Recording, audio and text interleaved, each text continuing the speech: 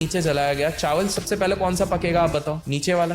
Correct. हमेशा ये अजूबा है, सातवां पहला पकता है फिर नीचे, और ये सिर्फ जगन्नाथ मंदिर में होता है। आज भी वहां पर अगर आप जाते हो, झंडा जब हवा चलती है तो वो एक तरफ लहराना चाहिए, लेकिन वो लहराता दूसरी तरफ है। साइंटिस्ट तक नहीं समझ पाए ऐसा क्यों। आज भी रोज शाम को वहां पर एक व्यक्ति जाते हैं, वो एक समाज के हैं जो इतने सालों से कर रहे हैं, लास्ट 800 साल से ये परंपरा चले आ रही है। रोज नंगे पांव ऊपर, एक तरीके से आप समझो 5 फ्लोर की बिल्डिंग चढ़ रहे हैं, और 30 किलो का वेट होता है, उसमें ध्वज होता है, वो ध्वज लगाते हैं रोज, चाहे आंधी हो, तूफान हो, बारिश हो, क्योंकि अगर एक दिन भी नहीं लगा तो मंदिर 12 साल के लिए बंद हो जाए। तो ये सारी चीजें क्या है, साइंस भी इसके सामने फेल है।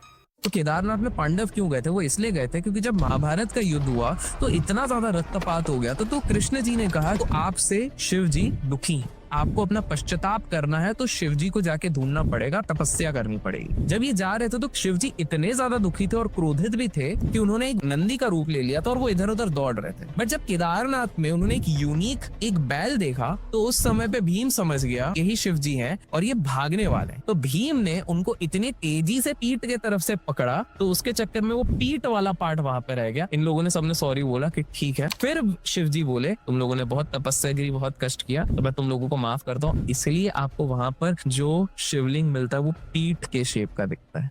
अयोध्या में आज से 25 वर्ष पहले टेररिस्ट लोगों ने वहां पर बॉम्ब प्लांट कर दिया। उन्होंने बॉम्ब प्लांट किए थे 4, 3 को डिफ्यूज कर दिया था वहां के पुलिस वालों ने। अचानक से एक टेररिस्ट जो पकड़ा गया, उसको जब मारा पीटा गया तो उसने कहा एक बॉम्ब तो बचा हुआ है, वो हनुमानगढ़ी में लगा हुआ है। पुलिस वाले बॉम्ब स्क्वाड के साथ तेजी से उस तरफ भगे, और उसके बाद वो लोग क्या देखते हैं, वो लोग देखते हैं कि हनुमानगढ़ी मंदिर के जिस प्लेस पे बोला गया था बॉम्ब में, वहां पर एक बंदर बैठा हुआ, और वो बंदर तार चबा, और उसके बाद वही सेम बंदर मंदिर के टॉप के कलश के पास जाके बैठ गया है। सबने नकमस्तक किया, क्योंकि जब जाके उन्होंने बॉम्ब पे नोटिस करा 3 सेकंड का टाइमर बचा था। और ये हनुमानगढ़ी कौन सी जगह है? ये वही जगह है जहाँ श्री राम बोल के गए थे हनुमान जी को, गणपति दी को किस चीज का देवता बोलते हैं? बुद्धि।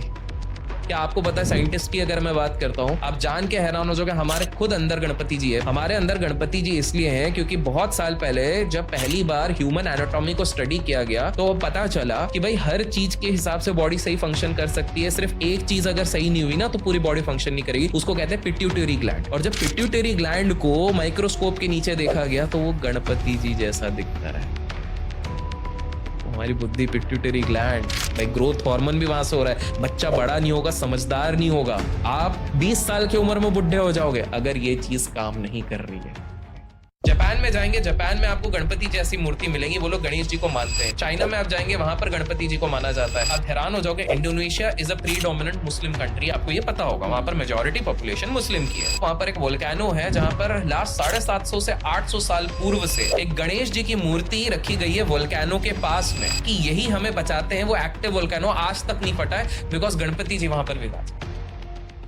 सोमनाथ एक ऐसा मंदिर है जिसको बाहर के लोगों ने इतने बार अटैक किया है। मोहम्मद गजनी ने किया है, फिर अलाउद्दीन खिलजी ने किया है, औरंगजेब ने किया है, बहुत डिस्ट्रॉय किया है। आपको पता है लास्ट मुगल सम्राट जिसने डिस्ट्रॉय करने की कोशिश करी वो वहां पे गया, क्योंकि सोना बहुत था ना वहां। वो जान के हैरान हो गया कि वहां का शिवलिंग हवा में उड़ता है सोमनाथ।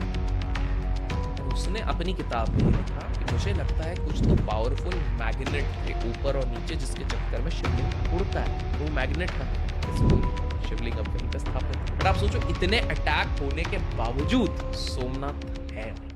मर्यादा पुरुषोत्तम राम। 1940s में किताब लिखी गई थी अमेरिकन हिंदू। उसके लेखक ने जब उस समय के मिनिस्टर्स को ये गिफ्ट करा था तो उन्होंने उसमें मेंशन किया था कि मैं पर्सनली पूरे दुनिया को घूमा था। उन्होंने पहली चीज बताई कि वो जब एक ट्राइब के पास पहुंचे थे, उनके भाई आप लोग किसको मानते हो? तो उन्होंने बोला कि बहुत साल पहले, करीब 15,000 साल पहले, ऐसा हमारे पूर्वज बताते हैं, यहाँ पर एक हस्बैंड एंड वाइफ आए थे। हस्बैंड अपने ब्रदर के साथ भी आए थे और उन्होंने हमें सिखाया प्रेम कैसे करना है, उन्होंने हमें सिखाया एक स्त्री का रिस्पेक्ट कैसे करना, उन्होंने सिखाया कि किस तरह से हमें सबके लिए मर्यादा रखनी चाहिए। ये किसकी बात कर रहे थे? मर्यादा पुरुषोत्तम राम। गिरनार पर्वत में 10,000 स्टेप्स हैं।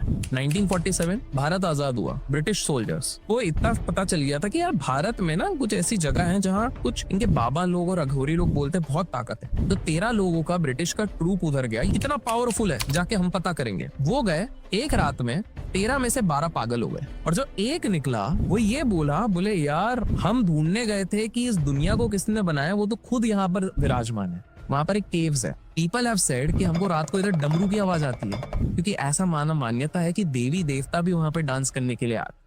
इवन अगर हम बात करें नीम करोली बाबा की, तो भी हनुमान के ही अवतार थे। कुछ लोग कहते हैं कि वो हनुमान जी के अवतार थे और कुछ लोग कहते हैं वो उनके दास थे, लेकिन जो उस समय पे उनके साथ रहे, लेकिन उनका ये कहना है कि वो साक्षात हनुमान जी थे। आंख बंद करके अगर बोलते थे वर्षा हो जाएगी तो वर्षा हो जाती थी। अगर वो कहते थे कि भाई आज यहाँ पर सब कुछ कुशल मंगल होगा तो कुशल मंगल होगा। जब तक रामदास ने उनके बारे में ज्यादा प्रचलित नहीं करी तब तक हम मानने को तैयार नहीं है। हो तो चैनल को सब्सक्राइब जरूर करें।